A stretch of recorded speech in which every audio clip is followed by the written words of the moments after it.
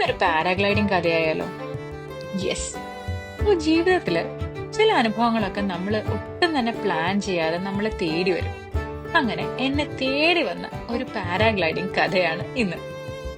ഞാനൊരു middle class ഫാമിലിയിലാണ് വളർന്നതല്ല. എന്റെ അച്ഛൻ ഒരു ഗവൺമെന്റ് എംപ്ലോയി ആയിരുന്നു.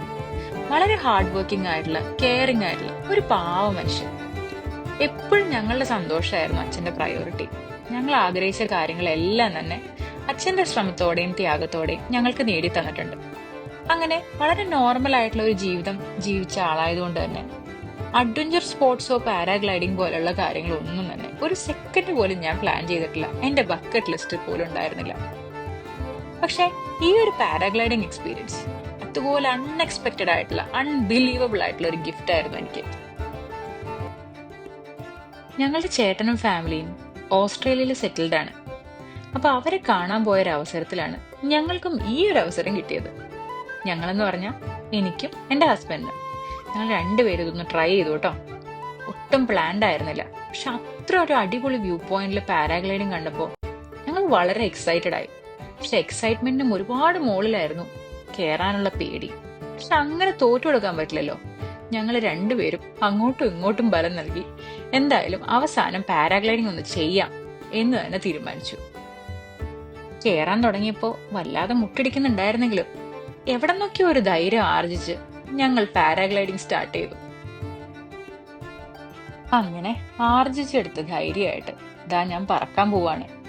ബെൽറ്റ് ക്ലിപ്പ് ചെയ്തപ്പോ കിട്ടുകിട വിറയ്ക്കുന്നുണ്ടായിരുന്നു. അപ്പൊ ട്രെയിനർ പറഞ്ഞു, ജസ്റ്റ് ട്രസ്റ്റ് യുവർ സെൽഫ് എന്ന്. പിന്നെ പറന്ന ആകാശത്തിട്ട് എന്ത് ട്രസ്റ്റ്, താഴെ പോയാ പോയില്ലേ സായിപ്പേ എന്ന് ചോദിക്കുന്നുണ്ടായി. പക്ഷെ അതൊക്കെ ഞാൻ ഉള്ളിലൊതുക്കി ഒരു സ്മൈൽ ചെയ്തു. ഇതാ ഫൈനലി ഞങ്ങൾ പറക്കുകയാണ്. പക്ഷെ ഒന്നും പറയാനില്ല, വളരെ മാജിക്കൽ ആയിട്ടുള്ള ഒരു എക്സ്പീരിയൻസ്. ലിറ്ററലി പറക്കുകയാണ്. പറന്ന് പൊങ്ങിക്കഴിഞ്ഞപ്പോ എന്നെ ഒന്ന് ചില്ലാക്കാനായിരിക്കും ചെറിയ ചെറിയ തമാശയൊക്കെ ട്രെയിനർ പറയുന്നുണ്ടായിരുന്നു. എന്തു പറയാനാ, ഓസ്ട്രേലിയൻ ഇംഗ്ലീഷിന്റെ കടുപ്പം കൊണ്ടാണോ അതോ അതിശക്തമായ കാറ്റിന്റെ അതിപ്രഹാരം കൊണ്ടാണോ എന്തായാലും എനിക്ക് പകുതിയൊന്നും മനസ്സിലായില്ല. ചിരിച്ചു കൊടുത്തു. പുള്ളിക്കും സന്തോഷാവട്ടെ.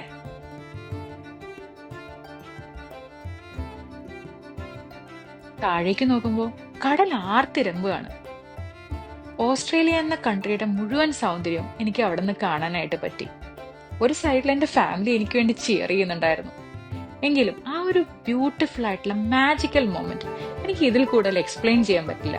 അത് അനുഭവിച്ച് തന്നെ അറിയണം.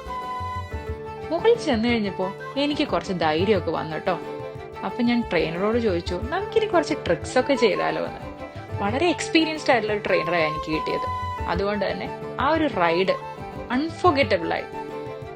ലാൻഡ് ചെയ്ത് കഴിഞ്ഞപ്പോ ഞാൻ ആലോചിച്ചു, എന്റെ പേടി കൊണ്ട് ഞാനത് വേണ്ടാന്ന് വെച്ചിരുന്നെങ്കിലോ?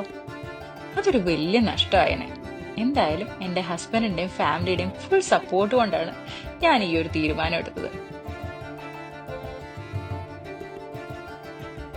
ഇതൊക്കെയായിരുന്നു എന്റെ പാരാഗ്ലൈഡിംഗ് വിശേഷങ്ങൾ. Thanks for watching.